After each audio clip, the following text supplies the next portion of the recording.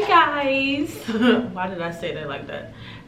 Hello everyone, welcome back to my channel. So thank you for clicking on this video. Thank you for liking it, thank you for commenting if you have commented, and thank you for subscribing if you haven't. If you have, please subscribe if you haven't already. Okay, I'm gonna get straight to this video. So I've had a few people, not necessarily on YouTube, but I've had people ask me what is a MLS or a medical laboratory scientist. I like the last word, scientist. Okay, I don't know why I'm so happy, but so I did write down a couple things, and I just wanted to do like a brief video just in case you're curious or you were thinking about having it as a profession. I decided to kind of do like a little series of videos about this because I know I looked it up after I kind of found out about it and watched a couple videos. So I thought, you know, I would share my experiences and all that things, like what made me decide down this career path, how did I find my program, what are the requirements for the program, how are the classes, what classes do you have to take, all those things. So I just want to kind of like put the information out there so that, you know, if someone wants to know, they can find this video or videos like this to kind of you know, help guide them in figuring out what it is they want to do. So trusty notepad. Anyway, so what is the MLS? An MLS is a medical laboratory scientist. So they work to, this is the definition, they work to analyze a variety of biological specimens and are responsible for performing scientific testing on samples and reporting results to physicians.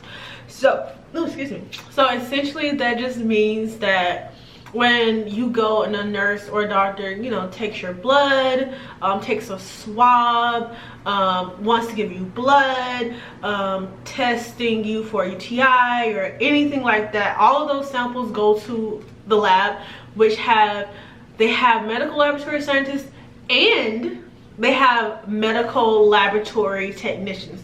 So the difference between these two, so think of it in terms of nursing, because I know a lot of people know like about nursing. So you have an RN, which, you know, is a registered nurse.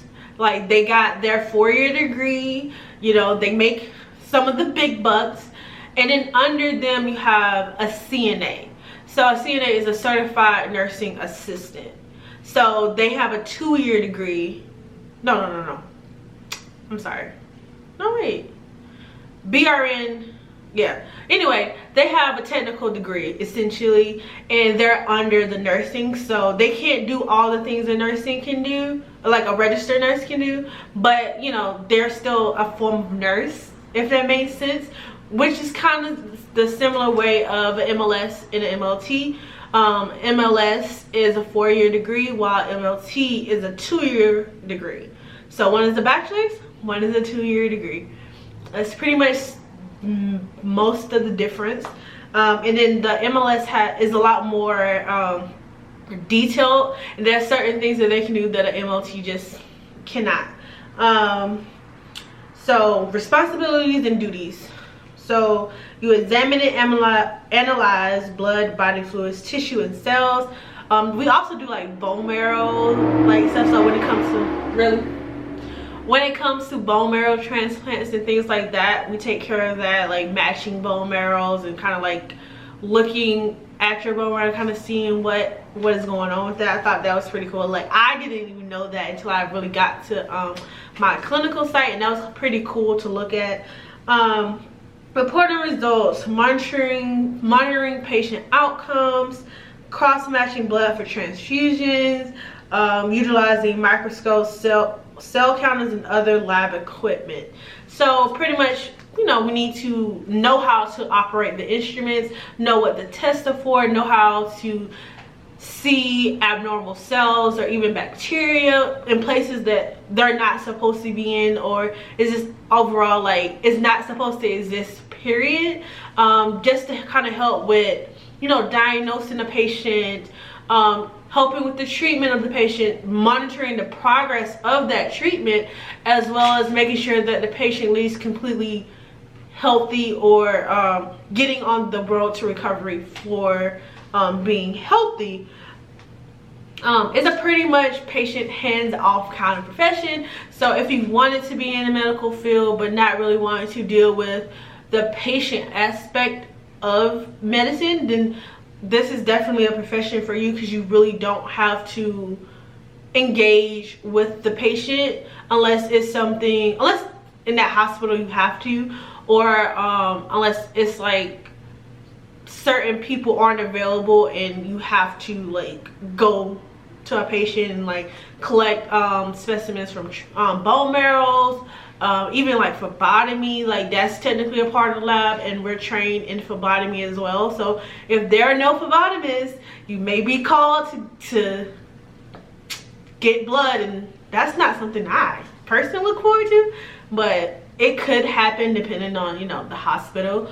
But yeah, so why did I choose this profession? So I chose this profession, which I think I kind of said a little bit about in an earlier video. I chose this profession just because I was kind of already in it. Backstory: when growing up, I wanted to be a doctor. I was between a pediatrician or OBGYN. Those were the two kind of professions I was in, going back and forth with, because I really like love kids, and I thought, hey, why not be a doctor that either takes care of kids or bring, you know, kids into the world? That was just like a selling point for me. So when I got to college, I kept that in mind, that I wanted to be pre-med or a biology major and take all the necessary classes to get me into medical school.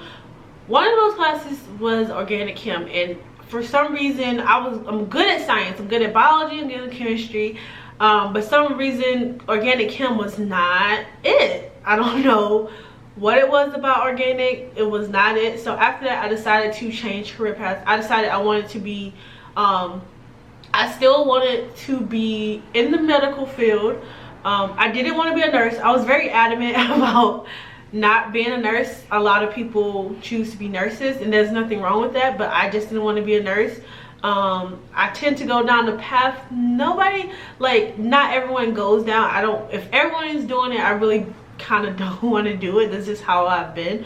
So I decided I wanted to go into research. I wanted to be in the lab. I enjoyed working in the science labs for class, and I was like, I really enjoy running these experiments, you know, making all these things, like finding things out. I just like, oh, I want to go into research, not knowing that research is a very difficult thing to get into. So I graduated, couldn't really get into research.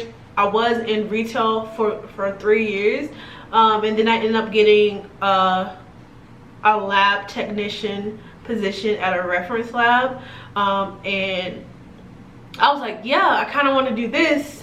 You know, it's not research, but it's still laboratory work. It's still, you know, finding out results. It's still kind of a little investigative if things aren't, you know, coming out the way they're supposed to. Like, what is the reason? Looking at patient history, all these things. So I was like, oh, I kind of want to do this.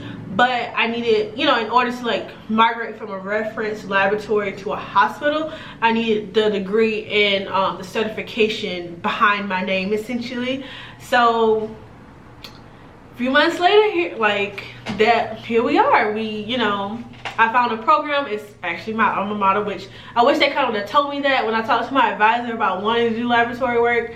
But you know, and here we are. That's how I chose this profession. I really enjoy it. It's very satisfying work, like, and you get to see so many interesting things, and I'm just really excited for this career to kind of like take off. And if you have any questions, I'm gonna end this video here because there's not really much else to say about this kind of stuff. But if you have any questions about anything that I've said, or just about this profession in general, leave them down below. And definitely, if somebody's thinking about you know, this kind of fashion, share this video, or just kind of tell them about it, like have them look it up and kind of find programs. So thank you so much for clicking on this video. Give it a thumbs up if you haven't already, and I will definitely see you in my next video. Subscribe, almost forgot, subscribe if you haven't already, and thank you so much for watching. Bye.